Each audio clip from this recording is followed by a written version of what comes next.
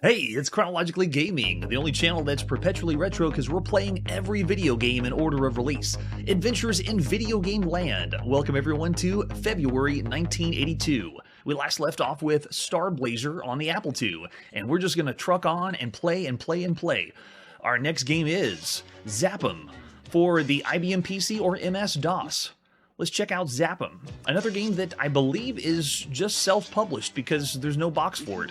Let's pop in and play some Zap'em. The latest by IBM, published by IBM, developed by IBM. It's February 3rd, 1982.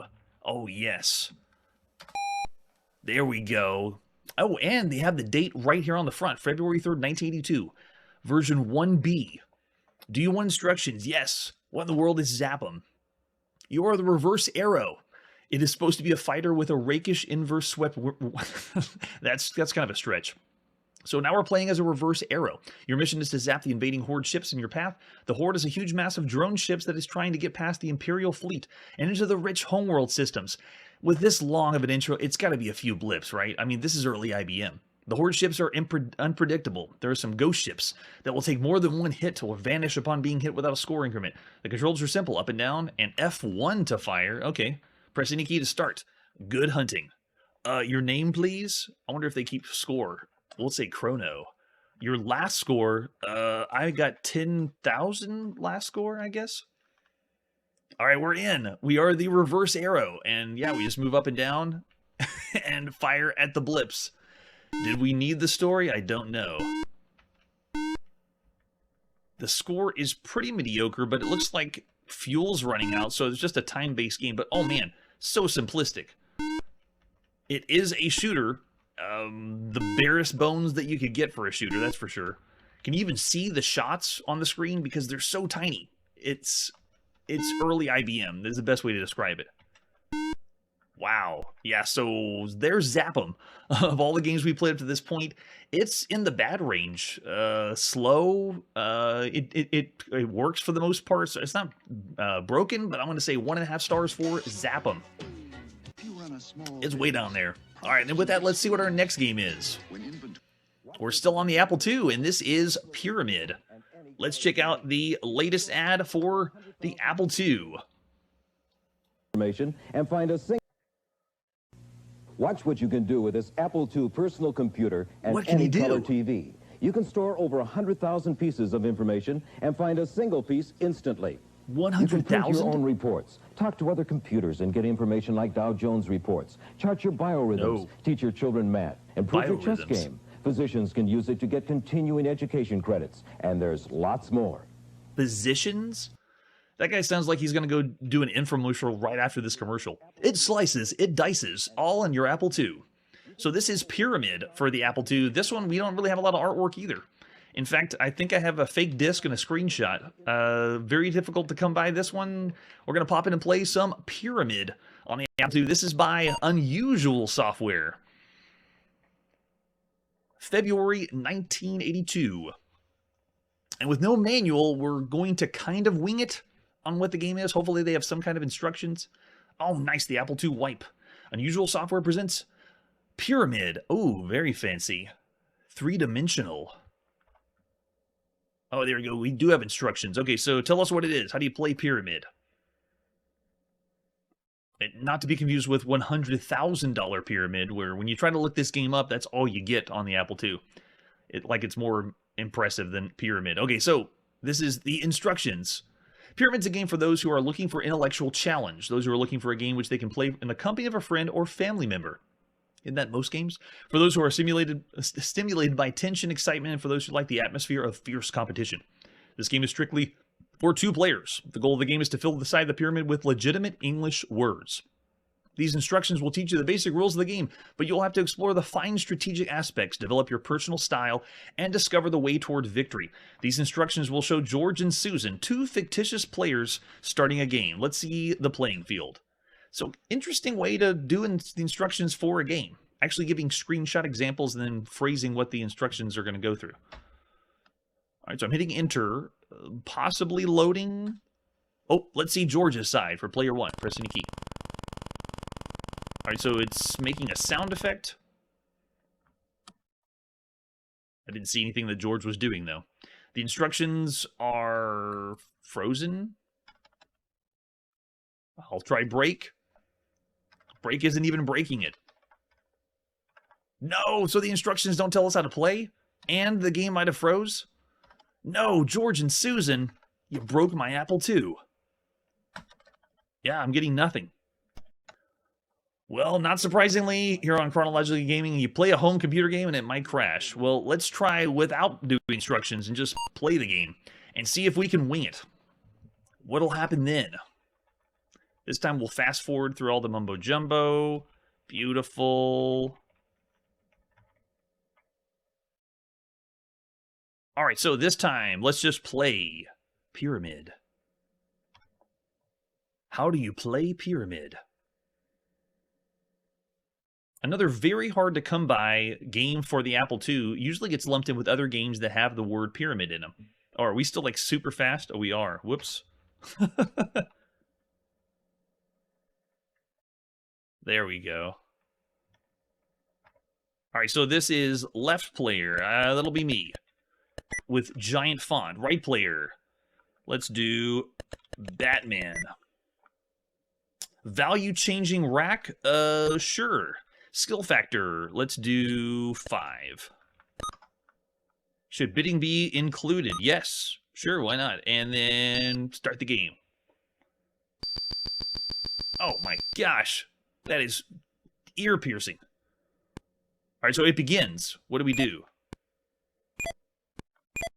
It looks like the text is scrolling across the screen, and whenever you... it looks like we're trying to form words within our pyramid.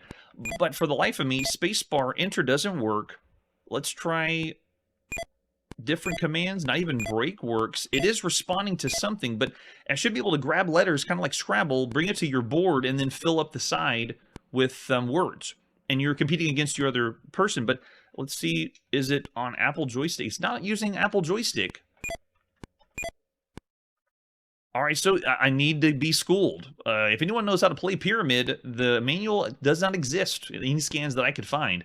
But you're supposed to be able to use a certain word or command to get the letters to go on your board and then fill up with the words. But for the life of me, that's all we'll see for Pyramid. So, for the confusingness of Pyramid, and until we get told exactly how to play the game, we'll give that one a bad rating of 2 stars. It seems like it could be fun. The premise seems all right. Love to check it out. All right, and with that, let's see what our next game is. We're still in February 1982, and this is Crystal Caverns for the Apple II. Yes, if it has, bring me the manual. Crystal Caverns. Let's take a look at the box for Crystal Caverns. Lots of Apple II games tonight. Treasures and Dangers Beneath a Crumbling Mansion. An original adventure game by Daniel Kitchen. Way to go, Daniel. Let's flip it over on the back. Somewhere beneath the old Victorian mansion lie gold, rubies, and rare priceless paintings. Is this another Colossal Cave clone? Treasure enough to start your blood pounding. Whoever put them there was diabolical, for you may find yourself plunging over a cliff or locked in a dungeon with no way out. Your problem is obvious. You have no map. Oh, we get to draw the map, I bet. Crystal Caverns will stretch the limits of resourcefulness and imagination. There's no place for the faint of heart or slow of wit. If you're ready to be tested as never before, you won't be anywhere else but deep within the Crystal Caverns. Go search for more exciting adventures from Hayden Software. And your favorite dealer, go search for Hayden Software. And the games at the bottom, I'm not familiar with those. Crime Stopper.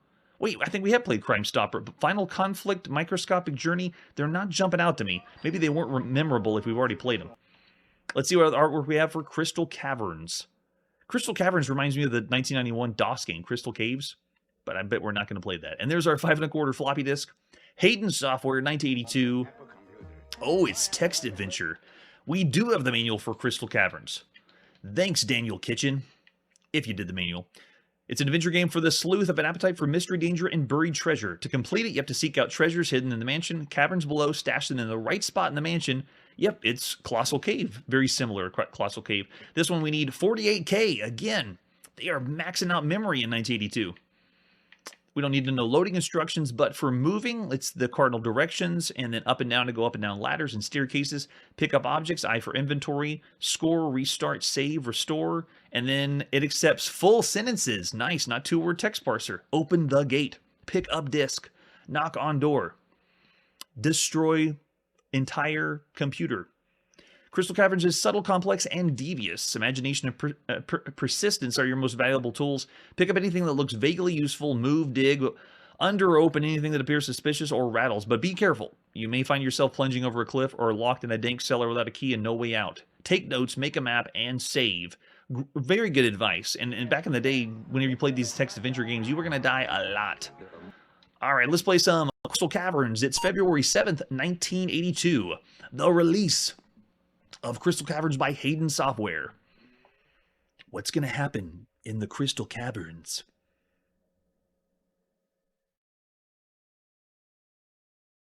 Oh, let's load this up.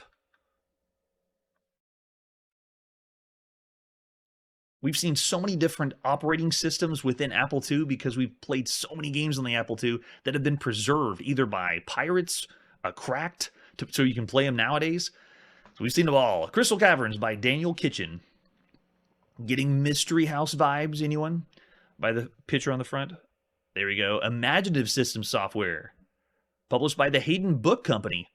Kind of fitting that a book company would do a text adventure game, at least publish a text adventure game. All right, so how do we go in? We're ready. Always try enter space on the Apple II. Any moment now. Plus, why is it a old Victorian house if it's Crystal Caves? You're standing on a gravel road in front of an old Victorian mansion, and eerie stillness hangs in the air. I've looked this up on a few databases, and they classify this as horror because it's supposed to be scary, but the title isn't like a haunted mansion. It's the caves underneath the mansion. All right, let's go east. You're standing on the edge of a road overlooking a small wooded area. Go east again. You have entered a small clearing surrounded by some woods. In the distance, you can see a ramshackle Victorian mansion. A curl of smoke rises from the chimney. Let's keep going east. You're following a dirt trail going through the trees. Ahead of you is another clearing. A warm breeze whispers softly through the trees. Everybody writing your map down now. You have come a second clearing on some distance from the road. The ground is soft under your foot and seems to have been disturbed at some earlier time. To northeast is a break in the vines. Nearby is the rotted stump of a dead tree. Well, let's go northeast then. You've discovered a little-used path hidden from view by vines. The path bends ahead of you. A carpet of dead leaves covers the path. They rustle under your feet as you move into the woods. Ooh. All right, let's go east. The path ends at a tangle of bushes and vines. Droplets of dew on the leaves sparkle with an eerie green glow, making the leaves appear luminescent. There is an odd-shaped key here. Oh, we'll get that key. We got to, right? Okay. When you play text adventure games, there's no pictures. I wish they would say, you have the key, or you have picked up the key, but no, we never get that. All right, so now, after we get the key, we will continue going west.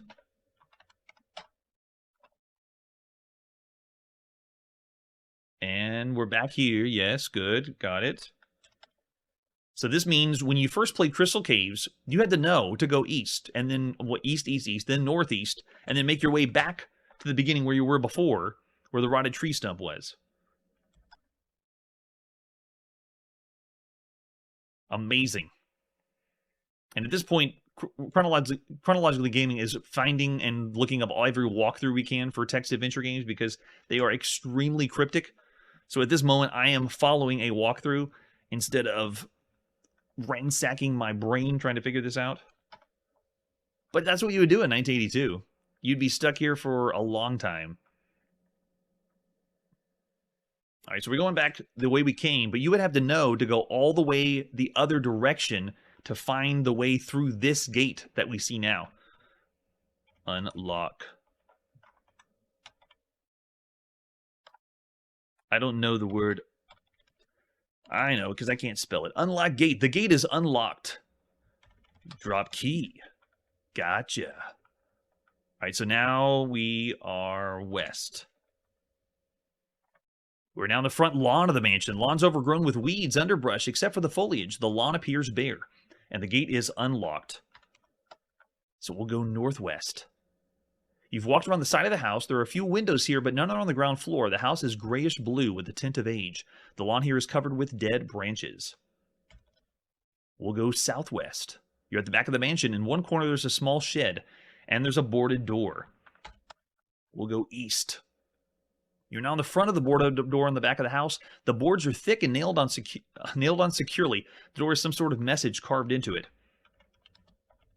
Read the message. The carving reads, ask, and it shall be given to you. Seek, and you shall find. Knock, and it shall be open to you. Hey, biblical reference.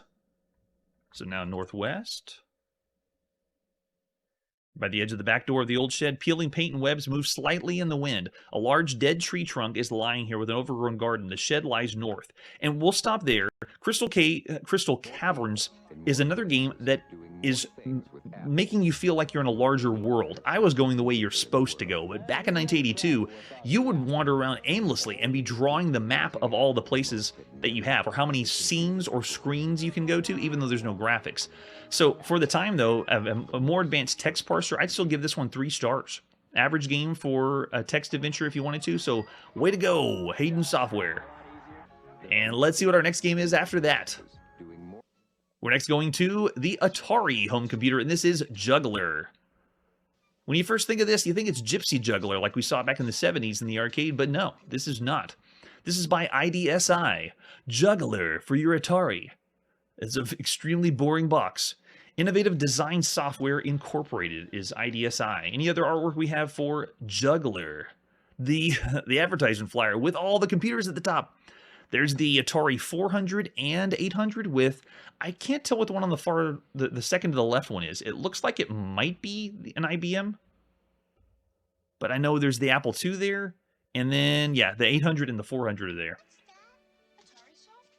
All right, so we're popping in and playing some Juggler, released February 7th, 1982 by IDSI. Now, this Juggler game is a mixture between like Pong and Pinball, and sadly, the Atari version, you have to have paddles, but for the life of me, every version I've tried like 4 or 5 different copies of it, and different emulators, but all of them won't respond to the paddle. So I don't know for sure if the game is working correctly. It's most likely some fault on my side, but you can see kind of how the game works. We'll give a brief description. The track mode's nice, like an arcade game. So we push return. What level do we want? Let's go crazy. Level 7. And there you go. So you can see I'm like stuck on the side. As soon as you start going, pills pop up to the top of the screen and start raining down. And as they go down, you're supposed to keep them up with the juggler in the center. And if they touch the ground, then they fall down. So you're actually juggling multiple objects at once and trying to keep them up like you're playing a pinball game. So I would say it's fairly fun for the time, if you can get the paddles to work. But I'd say for all the games we've seen to this point, it's a perfectly average game for 1982. 3 stars for Juggler, but that's not all. Juggler was also on the Apple II. So here's the Juggler for the Apple II. No box we could find for this one, so we're just going to slide in the disc and play. February 7th, 1982, this is Juggler. Oh yeah, I'd say better than Gypsy Juggler for sure. Let's go. Run. Juggler. Cracked by the Apple Pirated Program Library Exchange. Thank you. Otherwise, we wouldn't be able to play this one.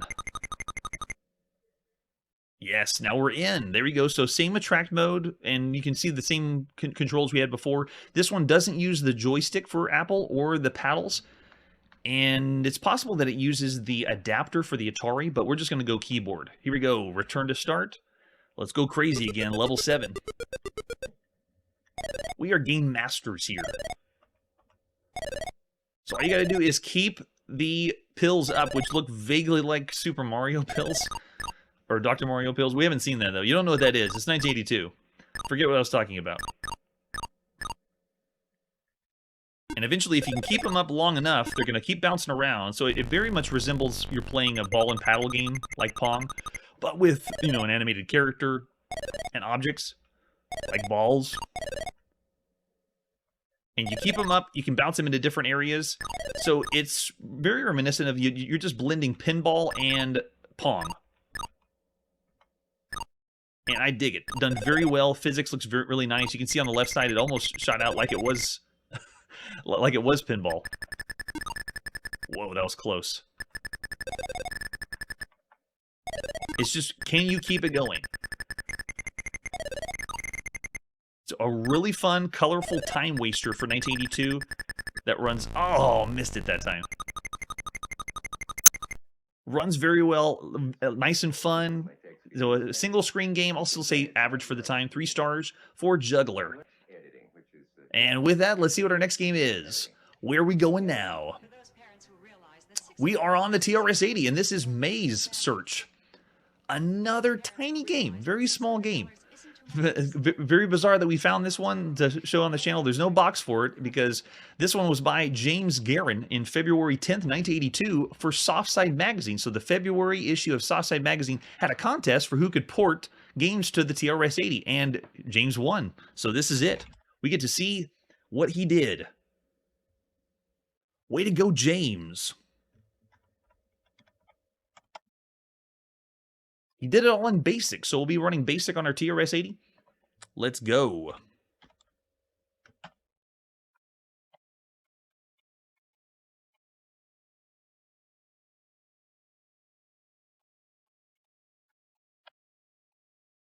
I don't even know if I got the command right. Yep, I did not. Go back. There's 2 different mazes on this disc, and so you have to make sure you have the correct command to load. Let's try it again. It's Maze SWP, of course. How silly of me. How many typos were there in 1982, though?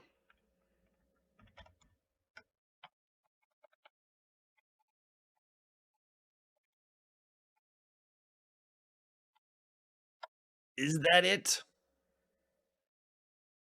It is. We're in. So this is Maze Search. That was originally for Apple II and a few other home computers, I think in 1979. And this was ported to the TRS-80, part of this contest. I don't know the other ports that were done in the contest, but it's the same idea. So what we're going to be playing is a port of those games. So we're expecting not to be blown away because it's something that originally was in the late 70s for home computers. But I'm already getting the let's build a maze vibes.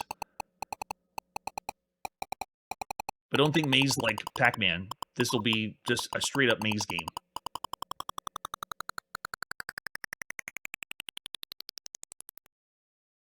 Nice. It's there.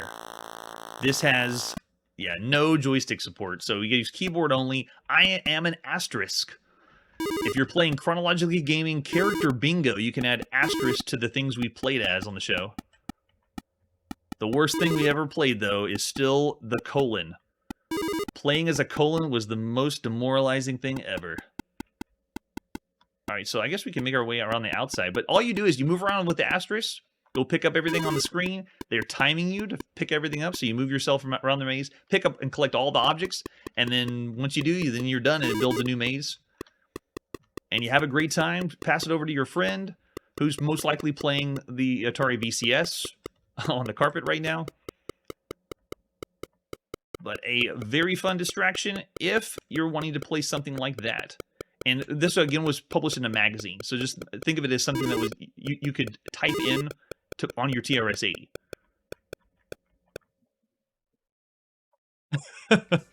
That was on the Coco. It was... for the life of me, I don't remember the name. It was something adventure. It wasn't a text adventure game, though. You were literally moving around as a colon on the screen. I mean, the 2 dots. Get your head out of the gutter. All right, so that was Maze Search. Now, I would say it's not broken, but it's down there. It's pretty bad because I'm going to say 1.5 to 2 stars in the bad range. It works, but just barely. So I'll say 1.5 stars for Maze Search. Competition is fierce. And now, what is our next game? We're here on the Commodore VIC-20, and this is Ricochet. The version we've already seen on the Atari home computer. Let's see what the Commodore has. Ricochet for the VIC-20. Gotta have that 8K expansion. The strategy game with a bounce. It says, graphics if you're playing on Apple and Atari on this box. Uh-oh. Well, I don't know if we have the box of the VIC-20 then. It's the first abstract action strategy game designed for play on your home computer. Every time you play, you'll find Ricochet to be challenging, thought-provoking, and fast-moving. No, it is not. I'll explain the game when we get to it, but the idea is you have to play with 2 people. I think you can play against the computer, but it's meant to be a strategy ball and paddle game, like, and that's what they call it, Ricochet. Let's see what other artwork we have for Ricochet on the VIC-20. What do we got? We got the cassette tape we'll be popping in. Nice. All right, let's slide it in and play some Ricochet. It's February 10th, 1982, and this is Automated Simulations by Epix. I would say the presentation for this is pretty cool. Like, the way that they present the game and the marketing for it, it's all hyped up as something really, really good. But it just misses his mark. There you go, Ricochet. If only you could get refunds for long loading times. But remember, we're going even faster than it was in 1982. A lot of these, I'm trying to speed them up. We're fast forwarding right now. It said 5 minutes to load. No, we're not waiting that long. All right, so what variant number do we want? Let's do lucky number 1. Do you want to play the VIC? You want to play the computer? We'll say no. We're not going to play against the computer. And then what rating do you want the left player to be? We'll just say 1. The right player, we'll make them 1, 2. And then who's going to play first or second? We'll say first. And then how fast do we want to go? Really fast. How fast is the game going to go? Okay, so there's a timer count down the middle. It's just like it was on the Atari home computer. It's 2 sides of the screen. Whenever it's your turn, you rearrange your paddles, those white ones in the center. And then you move them up and down, and then whenever you're ready to fire a shot, you shoot a ball from the top diagonal or the bottom diagonal of your side to the other player's side. Your idea is you want to block your side to keep balls from falling into yours, but you want to get it in the other player's side. It's like a strategic version of skee ball that you play in the arcade. So, okay, so after the explanation, you can see the game board. Let me just explain how it works. So whose turn is it? We have to go out of time. So, okay, we're moving to the other one. And then what you do is, I want to move paddles, and let's say I want to move stuff up. And then now it says, what piece do I move up? If I want to move G up, you'll see it'll slide 1 up. And let's move I down. And let's do... Oh, okay, it switches. So you only have a choice to move them up or down. So now it's the left player's turn.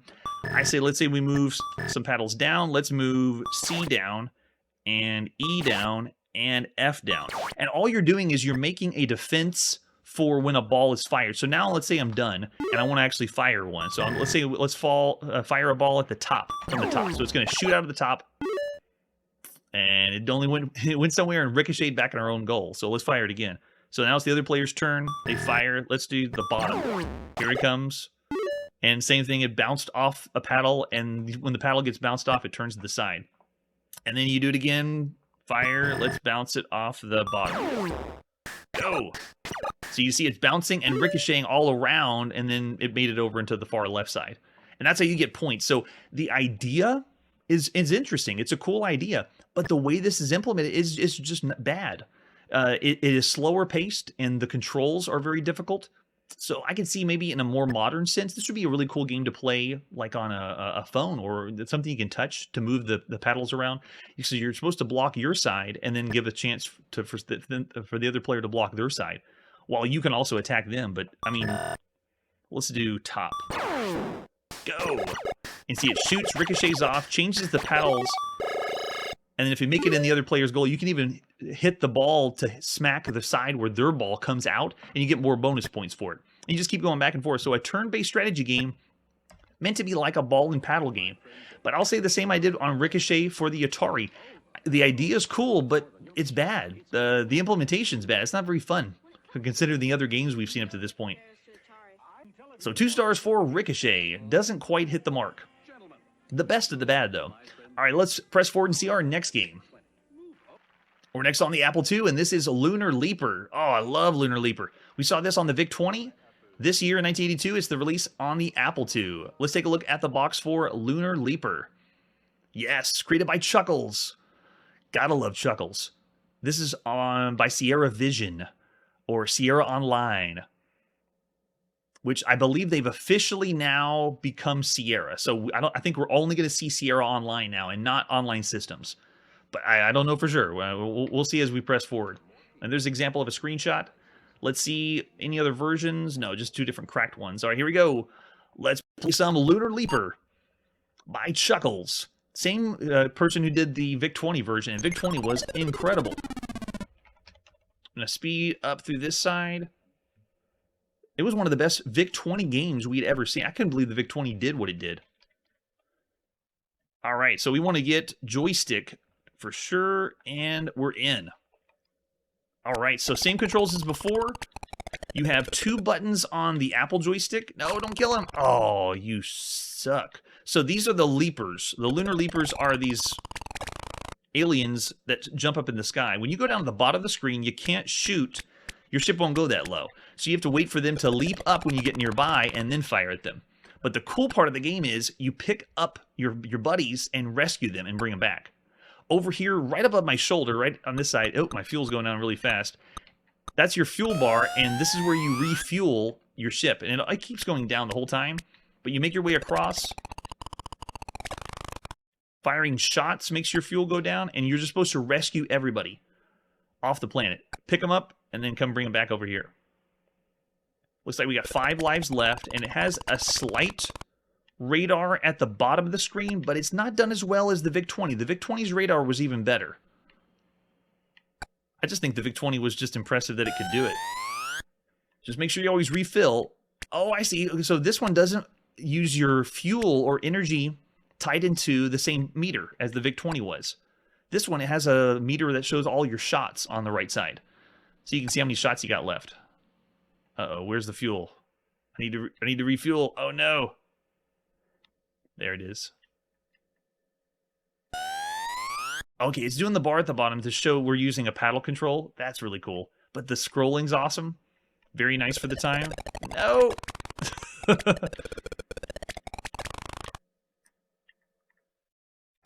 Man, but whether it's on the VIC-20 or whether it's on the Apple II like this, you can tell that a lot of time was put into this effort. It's very polished. Oh, fuel up, fuel up. Control feels like I'm controlling a spaceship. I don't think the VIC-20 was using paddle controls.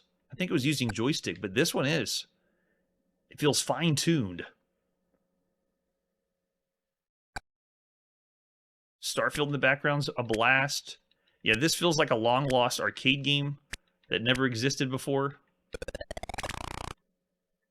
I like the idea that you have to bait the aliens. No! And they eat your ship if you go down. Now, let's see. Doesn't say anything. Yeah, the radar doesn't give us as much information. It's almost like we get more information on how hard we're moving the paddle controls left and right.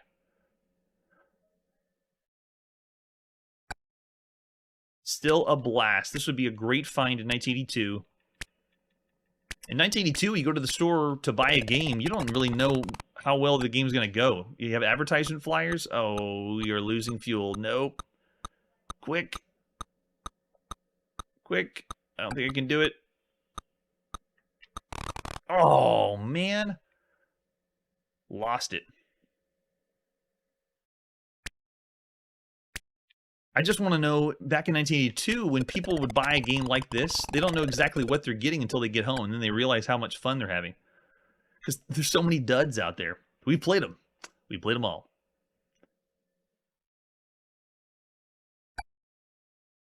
Nice.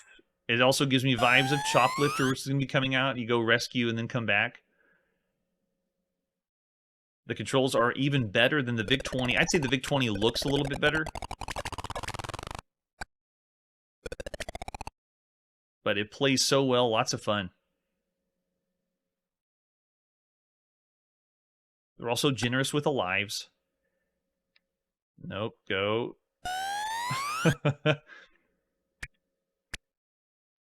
Yeah, maybe we're the bad guys. We're picking them up by their heads, and we're the aliens that they should be afraid of. Oh, right there. That reminds me of Defender. As you're flying by trying to rescue someone. And they die. No! Oh, I knew he was going to do that. The enemies are programmed very well. They anticipate you're coming to get them. And so they know to jump up in the air. Oh, man. Barely made it through there. Okay, so we're back in the field.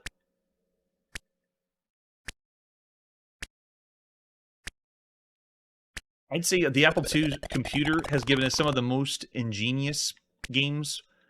The creativity of the Apple II games has been amazing. The sound is the only place I'd say the Apple II's have been lacking. Other computers have done really well. Hey, we killed everybody. Does this mean go to the next level? Or maybe they just got tired of us playing, and they gave us a bonus. Oh, you know what this means? The bonus times 0 means everybody died. That means all the people we were supposed to rescue are gone, so we don't get any bonus. All right, there you go. So that's Lunar Leeper for the Apple II. I love it. We gave the VIC-20 last year 4.5 stars, highly deserved. For 1982, I'll say 4 stars. Still an excellent, excellent game. All right, so that's Lunar Leeper. Let's see what our next game is. Oh, another big one. Here is Microsoft Decathlon for MS-DOS. You heard that right. Microsoft Decathlon. Let's take a look at the box. As usual, IBM products are like the TI-99 computer. The box looks like counting software. Personal Computer Entertainment Series. And there's the revamped box that we also saw when we played this first on the Apple II. It was just called Decathlon. And now we got the Microsoft moniker in there. And look at that ad for Olympic Decathlon. Yeah, that was the first one. And then this is the next release this year called Microsoft Decathlon. Check out the logo. One of the very first logos for Microsoft. Grab your fiberglass vaulting poles and javelins, strap on your cleats, and hang on to your hat. It's Olympic Decathlon from Microsoft. Microsoft, eh? Means small company. They won't amount to anything. There's our 5.25 floppy disk. Microsoft Decathlon. And we got a manual too. The IBM manual. Yeah, we're going to play on our PC. Now this is a very lengthy manual because this is a precursor to Track and Field, which we haven't seen yet. But the game is essentially a bunch of mini games that are strewn together. So the manual is very long, explaining every single mini game. So this is by Timothy W. Smith. Way to go, Timothy. I believe both versions he took care of. Yeah, here we go. This is April 1982 for the first edition. At least the manual's first edition. Ooh. And here we go. To be the champion. Here's your chance to become champion of the greatest of all athletic competitions, the Decathlon. And this is all 10 events, so 10 different arcade minigames you can play here. And you can play with 6 people. So if you got 6 people at home that want to crowd around the keyboard, you can. There is no joystick control. It is all keyboard. You have to make sure you have the right hardware. So here we go. To play Microsoft Decathlon, you have to have an IBM personal computer with 64K bytes of memory. This is the very first game on a computer that we've seen that will take 64K. Up to this point, every other game has had 48K as the max. This one is the king now. You need 48K memory to play Microsoft Decathlon. Microsoft is go big or go home, which means in 1982, if you wanted to play this game, you'd need about $3,000, maybe $4,000 in 1982 to buy the IBM system that can play this, the game, and 64K of memory. Just think that in 1982, that's what it would cost. That's crazy. All right, so the disc, we got our disc we're going to pop in. Notes to take notes. We don't need a disc replacement. How do we load? We don't need to know that. But hey, what do they got for artwork here? Yeah, there it is. Make sure the drive door's up. Put the disc in. That looks like a really tiny 5.25 floppy disk. And then turn the system on. And it's going to ask the questions that we'll see on the screen. So the rest of the manual is describing what we'll see when we play the game. Because every other event in the Microsoft Decathlon, it tells you how to play. So we'll refer to the manual if we need to. We should be all right. All right, here we go. It's February 15th, 1982. And this is Microsoft Decathlon on IBM. Are we using a color display? Well, it looks black and white right now. We'll say, yeah, we got a color monitor. Oh, very cool. So old school graphics. I believe this is Hercules graphics, maybe even older than that. I need to know what type of display device you're using. Press the 1 key if this text is more readable than the text below. And I don't know about you guys, but I can't read that at all. So I will say 1. Use the controls in your TV or monitor to adjust the picture control or contrast. And so we've seen games that have you adjust the screen, and a few games have had you ask what color you see on the screen. But this is one of the first games that's saying change your TV monitor to adjust to the picture, which we're not going to do that. But you can see to make sure it's correct, we have red, blue, green, and yellow. marginally the colors, but this is the way you'd play it in 1982. Everyone get your eye drops out. All right, so we see... We got it. Let's go. We're introduced with the classic Olympic theme, which I wonder if they need the rights for that, because as far as tunes go, majority of the stuff we hear is public domain. We have heard some unlicensed music, like Funky Town, when we played Fantasy in the arcade, but that's one of the only chances. Yeah, so this is another actual song we're hearing. They had to have paid something for that. Or not. This is still the Wild West of video games. They may have just got away with it. And also one of the longest ditties or intros for any game we've ever played. It's still going. The Decathlon is the ultimate athletic competition which determines the world's best all-around athlete. Each athlete must compete in 10 different tracks and field events. For each event, points are awarded to the competitors based on their best performances measured in time, distance, or height. The competitor who earns the most points wins the gold medal and the title of World's Greatest Athlete. The current holder of this title is USA's Bruce Jenner. That's right, who earned a record-breaking total of 8,617 points in Montreal in 1976. So the goal of the game is to beat Bruce Jenner. Are you man enough to beat Bruce Jenner? If you wish to take practice runs, jumps, or throws, you must do so now before the decathlon begins. Press escape to go. We're going. Do you want to practice any events before the decathlon begins? No. We are video game pros here. Now, it's pretty cool that we can do 6 people at once competing, but it does take a lot longer. So I was going to include like people in the chat that wanted to play. So we'll just say 2 people will be competing in events because it would just take a lot longer. But cool that you can have 6 if you wanted to. Amazing. Each athlete should have a different first name. So this first one will be Chrono, and then athlete number 2, last person in chat was Chiptune. Will it let me do it all? It does. Way to go, IBM. Okay, so Chrono, what country do you want to represent? We have 32 different countries you can represent. Nice. Since it doesn't exist anymore, USSR. Chrono is USSR. Chiptune, what country do you want to represent? Amazing they give you this many options. If you're fast enough to respond, Chiptune, I'll answer your country and you can represent that one in the games. Oh, Japan. Nice. All right. I will be playing both players, so no, don't fault Chiptune. All right, attention, Chrono for the USSR. You'll be running in lane 1. Please go to the starting line. Got it.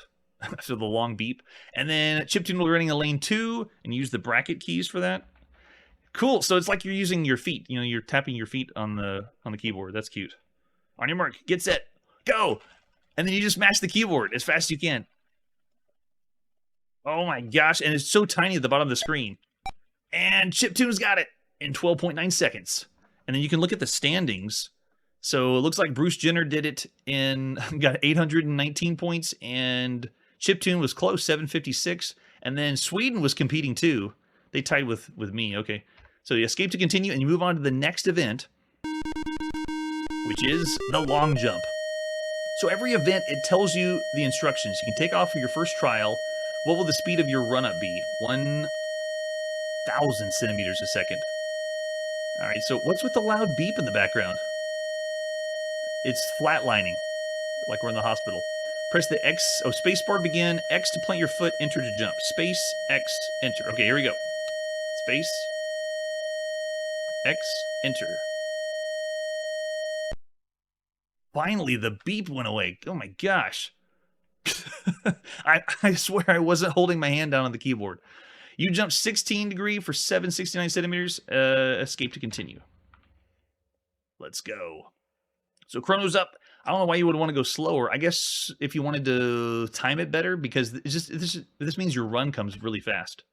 All right, so space, X, enter. Space, X, enter. Ready, go. Space. X, enter. Go, go, go, go, go. Nice. 728 centimeters. We'll just keep going. Looks like we get different. So Chiptune is up for the second trial. Again, we're going really fast. 1,000 centimeters a second. Ready, set, go. And, oh, fault, darn. Stepped over the plasticine, and I guess they don't count that one.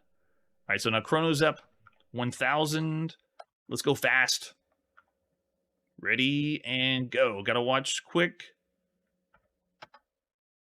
Go, go, go. Oh, yeah. 793 centimeters. Love it. And then chiptune. Okay, so you get 3 trials for this one. Okay. So 1,000. Go fast. Here we go. And hit it. Oh, yeah. 734 centimeters. Nice. See, this would be so much fun to play with multiple people. Because every time you play this, just like all the track and field games, you want to try to do better than you did the time before. All right, so this is the last trial for Chrono. And go. Oh, fault. It doesn't count then, right? Yeah. There it is. Okay, the standings are... Chiptune is in the lead with the most points. You're beating Bruce Jenner, Chiptune. Chrono is 3rd, and Sweden is last. I'm not going to let Sweden beat me, that's for sure. Okay, next event is the shot put. When we last played this on the Apple II, it looked very bizarre. All right, so hold E to extend your tricep, L to lift your arm with your shoulder muscles. What? Okay, E and L? What in the world? And what's with the beep? Every time we start an event, it flatlines. You have the shot put 7.1 meters. Okay, escape. And now Chrono's up. What was the controls? Okay, E and L. And again, they changed the controls up. Why not keep it with 1 and 2 like the other? Like every event's going to be different now. But I have no idea. This is very bizarre.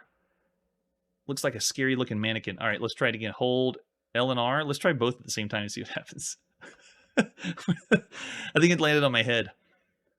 All right, so I guess you have to time one before the other. Keep trying. You'll get the hang of it.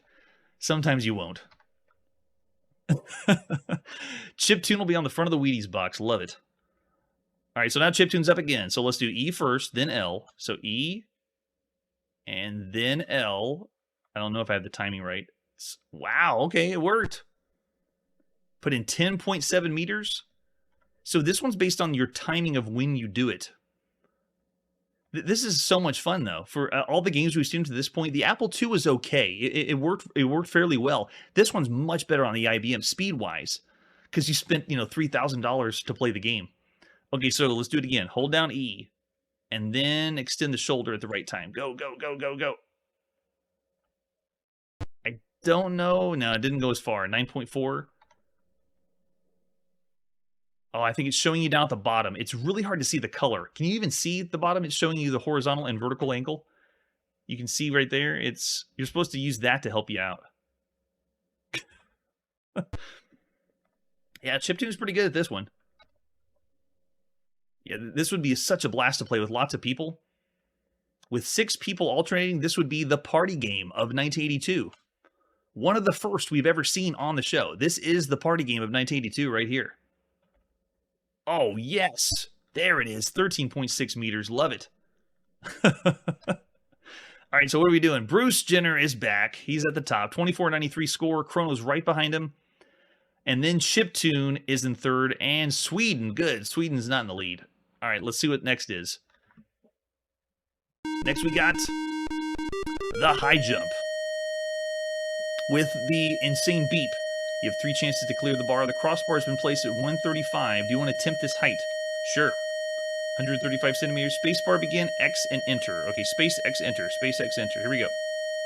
I just want to get it done so the beeping stops. Oh, not good. Oh, that hurts. We just wanted to get it over with so the beeping would clear. All right, so you got 3 chances to clear the bar. You want to attempt 135? We'll say yes. All right, so Chiptune's up. Here we go. Space X enter. Ready, set, go. Faster, faster, and go over. No. It feels like we're running up slow. Whenever you play any of these track and field games, you always want to try to do better than you did before. But just bear in mind, we haven't seen any of these kind of games. This is the very first of its kind. A real trailblazer. Okay, so let's go space. Get closer this time. X, enter. No, that's too high, right? Oh, man. Yeah, so I just want to keep trying again until I can get it right, though. So that's the fun of it. Yes, try again. Because we're stinking it up. Go, go, go, go, go. What amazing animation. Yes! You cleared! Good jump! You did it! Alright, this is amazing. Okay, so that's Microsoft Decathlon. Obviously, another game that I can continue to play. If we want to keep playing, that's a big sign that this is above average, and you can bet. Of all the games we played to this point, Microsoft Decathlon is ahead of its time. Whenever we rated it on the Apple II, I believe we only gave it 4-star. Here in 1982, I want to say 4.5 stars. It is an exceptional game, very fun to play, multiple people. You do need a lot of money in 1982, but 4.5 stars for Microsoft Decathlon. Amazing. All right, and with that, let's see what our next game is. We're next on the Atari home computer, and this is Wizard and the Princess, the re-release that I promised we would play. Let's take a look at the box for Wizard and the Princess, and in very tiny letters at the top, High-Res Adventure number 2, officially by Sierra, online by Ken and Roberta Williams. Let's get into it. What other artwork we got for Wizard and the Princess? The re-release. On a 5 1/4 double density sided floppy disk, I believe. And we have the manual. And as a special treat, not only do we have the manual, we have the envelope that you got in the box for this release. And I've been waiting to show the envelope because it gives you the clue to how to get past the first goal. So the Atari version is by Chris Iden. Way to go, Chris. But Ken and Roberta Williams are the geniuses behind it. So this one begins as we did before. Wizard and the Princess is you're in the land of Serenia. That's right, Serenia, all of you King's Quest fans. And whenever you begin the game, it tells you that there's a proclamation that an evil spell has been brought upon by an evil wizard called Harlan the Malevolent. And he's taken Princess Priscilla. And you have to go rescue Princess Priscilla. And it's a graphic adventure game. So they have a brief story for the manual, and then they give you the commands of how to play the game in the lore of the title. Your computer is a steadfast champion, but it only understands simple commands of 1 or 2 words. So 2-word text parser, and then directions north, south, east, west, up, down. And again, I say things like go cave. So we're back in the two-word world. If you see an object you think will prove useful, a ring, for example, you can say get ring, and then drop ring. Cut tree, and then it says with what. Because this was originally one of those text adventure games that you played in the very early 80s. This is 1982. We're looking to the future now. And then it also tells you about plotting maps. It gives you an example of a map. A beautiful one. Look at that. Not even done on grid paper. That's brave. And then it shows you how to do magic. Which is, this is not really magic. It's how to put the game in and play the game. Because you have to flip this one over whenever you play. And then they give you some last bit of advice about how to play. And then finally, this is after the warranty card that was in the box. There's an envelope. If you open up the envelope, it says there. The envelope says there's a hint to get past the rattlesnake and the wizard and the princess. Read only if absolutely necessary. So it's like the kind of, do you want to reveal the hint or not? Well, we are. And it says inside, you have to go south of town into the desert and find a rock without a scorpion behind it. There's 6 rocks, but only 1 is safe to pick up. To examine a rock, you say, look rock. So there you go. We're actually going to get past it now. And for the versions, it's just both sides of the disc. Here we go. It's Wizard and the Princess. It's February 15th, 1982. Sierra Online's graphic adventure on Atari.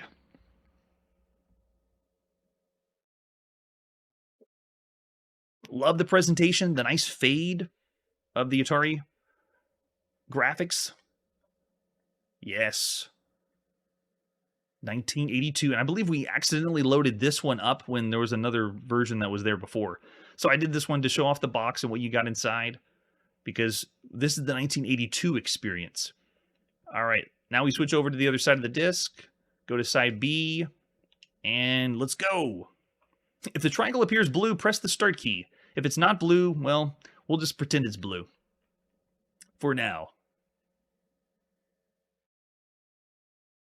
You're in the village of Serenia. Around you is a desert. All right, here we go. We're going. south. Now, if I do this south, you can see there's a rock here. If I say look rock, this one has the scorpion behind the rock, so we don't want that one. So go south again. And this one has... Now we go east. So the beginning of this game, you're literally wandering around the desert until you find the correct rock. Well, even if you knew the answer for the rock to find. All right, so then we go south. Because every single one of these rocks we're seeing is going to have a scorpion behind it. And then east. And then south. Okay, now look. Rock. You see nothing special. Get that rock. Yes, now move north. We got to get ourselves out of the desert. And then west. And then north twice. So you would have to make a map of the desert if it was 1982. And if you're a King's Quest fan, being lost in the desert is pretty much every other King's Quest game. Okay, so here we go. We're at the snake finally. And now we can throw rock. You hit the snake on the head with a rock and kill it. Yes, we finally killed the snake. This is, I think, the third or fourth version of this game we played on the channel. And we didn't get past this part because I originally didn't have any walkthroughs and played it as if it was 1981. And so the versions that we played, I tried to pretend and figure it out myself, and it didn't work because it's this cryptic. It's kind of a way to do copyright protection. You keep the answer in the box, and they make the beginning of the game extremely difficult, so you can't get past it unless they know you bought it. So here we go. We hit the snake in the head, and we killed it. All right, so now we go north. We can finally go past the snake. This is a big day. And now drink. Water. That's obviously a pail of water. Ah, now your flask is empty. That is much better. Life-giving water, nectar of the gods. We won't see that yet. All right, so now go east. Is everyone mapping this down? And then get stick. The other thing that's difficult with adventure games at this time is if you don't know what exactly is on the screen, you have to guess. Because if you say look, sometimes it doesn't even tell you. This game does not do that. If I say look right now, it won't tell me if those are cactuses or not. I can kind of figure it out. But if you didn't know if that was a stick we just picked up, you wouldn't know what to type in. You just say get whatever object it is on the ground. All right, so now north.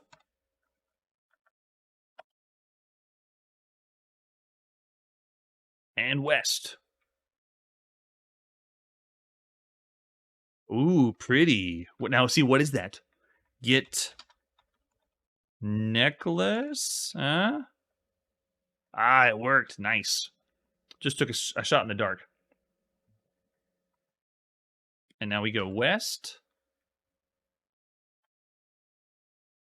And hello. What's this?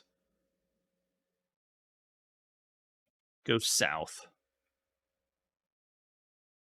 There we go. All right, so now let's say get rock. When you remove the rock from the snake's tail, the snake looks at you and says, "I am the king of the snakes, and to repay you, I will give you a magic word. Hiss." Then he leaves. You're alone in the desert. Rescuing and saving animals already? Roberta, I knew you had it in you. All right, so now we go south. I don't think the King of the Snakes would want us to eat him. But I always welcome new things to type in adventure games. And then... Oh my gosh, you can barely see that. Look, rock. There is a hole in, it looks like a cactus right over here on my shoulder. That's actually a rock, and there is a hole in the rock, but I can barely make it out with the graphics. I turned the artifacting on, and maybe I should have turned it off and just kept it black and white. We may have been able to see it better. You have to go look, hole. So you have to know there was a hole in there to say, and inside the hole is a cracker. Oh my gosh. Get Cracker. Oh, too fast. Get Cracker. There we go. And now let's go north. How would you know to see that? You have to examine the screen so closely. Wow. Yeah, that was a different snake. King of the Snakes was one trapped under a rock because we killed the other one. The other one's dead. We threw a rock at him. And I don't think the King of the Snakes knew about that. He better not. All right, so north again. And then west. We're just going to avoid that object. Pretend you didn't see it. And then north. Yes. You're at the south edge of a deep chasm. There is a cottage and some woods on the other side. And say the word hocus. Ooh, the magic word hocus. You're on the south edge of a deep chasm. There's a cottage on the woods on the other side, and you have a bridge to go across. Now, that's the farthest we've ever gotten on Wizard and the Princess. Obviously, we had the answers, but imagine in 1982, racking your brain, asking your friends, your relatives, your grandmother, your uncle, everyone, to give you some answers, to give things to type into the computer. You would have been lost for a long time. But for all the games we've seen to this point, Wizard and the Princess, when we first rated it, I was giving it about a 4-star rating. At this point in 1982, I'm still going to rate it high just because I'm partial to Sierra games, and I just love them. So I'm still going to say 3.5 stars for Wizard and the Princess. They're still getting it, still kicking it, but frustrating as hell. All right, so that's our evening of video games. Everyone push pause. We will continue playing every single video game in February, still in February 1982. That's it for today, and like I always say, have your pets spayed or neutered. Hey everybody, thanks for checking out the channel and joining me on my quest to play every single video game in order of release. We'll be streaming live every weekday at 9 p.m. Central, so join us and let us know if we missed any games along the way. This video would not be possible without Launchbox, RetroArch, and MAME. Tell all your friends there's some crazy guy named Chronologically Gaming trying to play every single video game. We have links down below that'll send you to places like our Discord and Patreon, and one that says all the video games we've ever played. If you go there, it's a list of everything, and you can click right to the game you want to see. Chronologically Gaming is the name to look for. We are Perpetually Retro, and we will catch you next time.